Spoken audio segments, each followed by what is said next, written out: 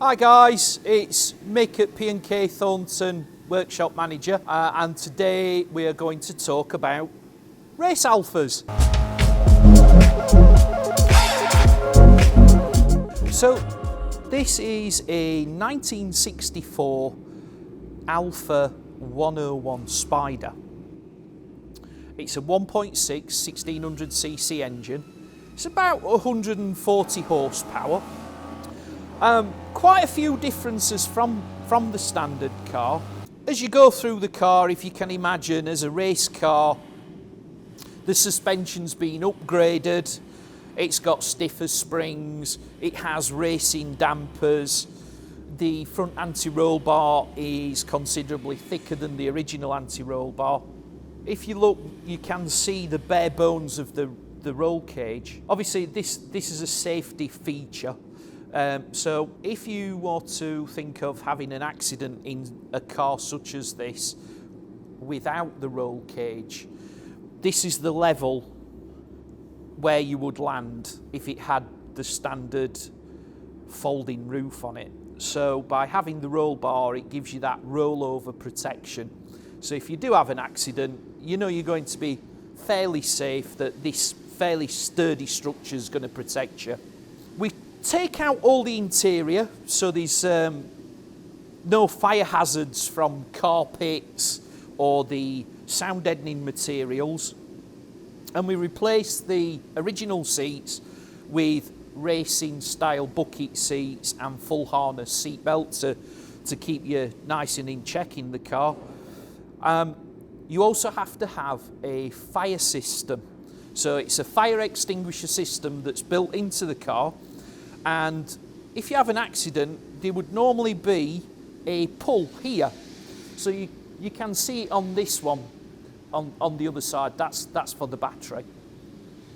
So in the event of an accident, and if you're unconscious, the marshals can pull the lever and it sets off the fire extinguisher. This, as I've just shown you on that one, there is a battery isolator as well, so you can cut the battery power from outside of the car, and that'll stop the engine and isolate that as well.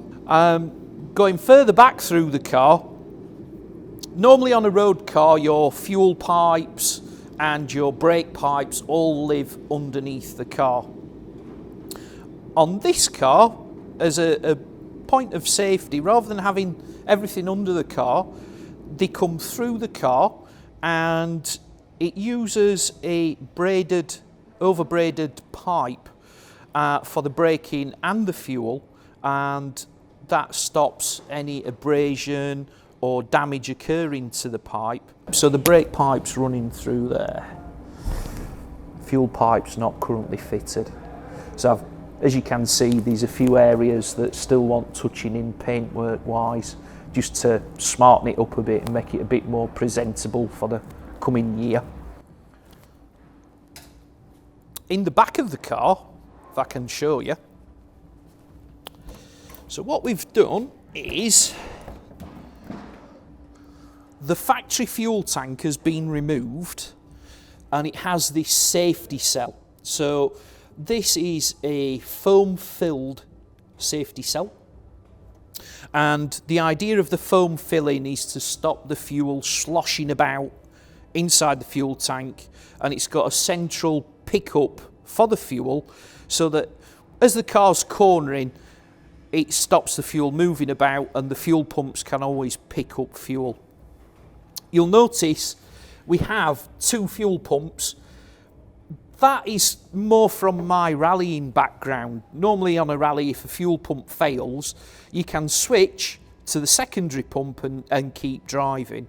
It's not so much necessary in a race car, but if you, in the event that a fuel pump does fail, you can just flick a switch, bring in the secondary pump, and we keep driving the car.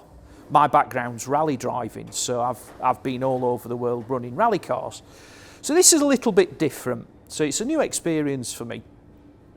But also with Chip, getting the races in that we have done, we haven't failed to finish. Every race we have done, we have finished. On a few occasions, we won the class. Chipper's got some nice awards for that. And this coming year, we want to try and push further into the pack than what we have been. So I'm going to do some driver development with Chip, try and bring his driving on a little bit, because one of the other things I've been involved in is driver training. So if anybody's done red letter days or the vouch kind of days, I've sat in many supercars teaching people how to drive those. I've also done one-to-one coaching, which is quite a bespoke thing. I've done that for over 20 years. So with the racing side of things, when we go into testing, we're going to put 2 seats in. So I'm going to get a stick with a big nail in the end so I can poke Chip's feet. So when he's not doing as he's told, I can just give him a little prod and say, keep it in, keep it in, keep it in, or brake harder. So we can try and push the envelope of the speed of the car, and hopefully we start seeing some better results. So as you can see at the moment, the car's pretty much bare bones.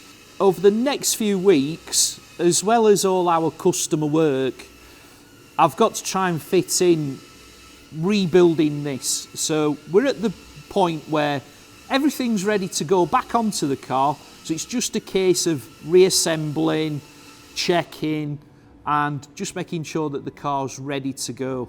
For myself personally, that's going to involve some late nights, some weekends, and it's a fair commitment to, as well as running the day-to-day business of what we do here, also trying to get the racing side, get that going so that we are ready and prepared for the historic festival at Donington.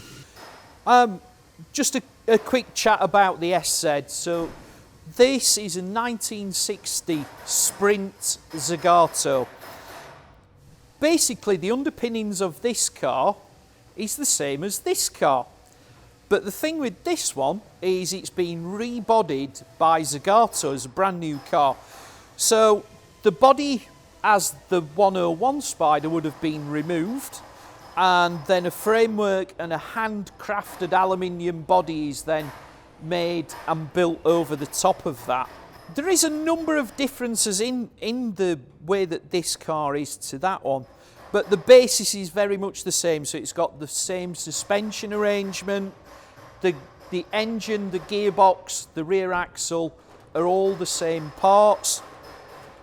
But as this is quite a special car, things like the internals of the rear axle are different. It's got a special competition gearbox in it by Bacci Romano in Italy. The engine in this car. So the engine would be a full race item, all steel internals.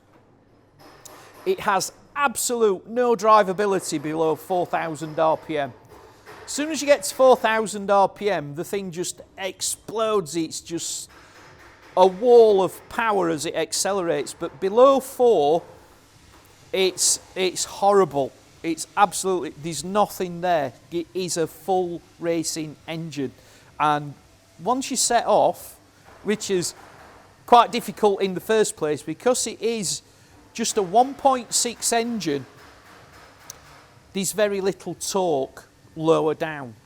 So to get the car to set off, you have to be slightly up on the RPM to get the car to move. Otherwise, you either stall the car or you end up kangarooing down the road, which is a bit embarrassing. So you have to get the revs up to get the thing moving. Driving wise, it's very similar characteristics to this one. As I say, essentially it is the same car. But it is just such a special car.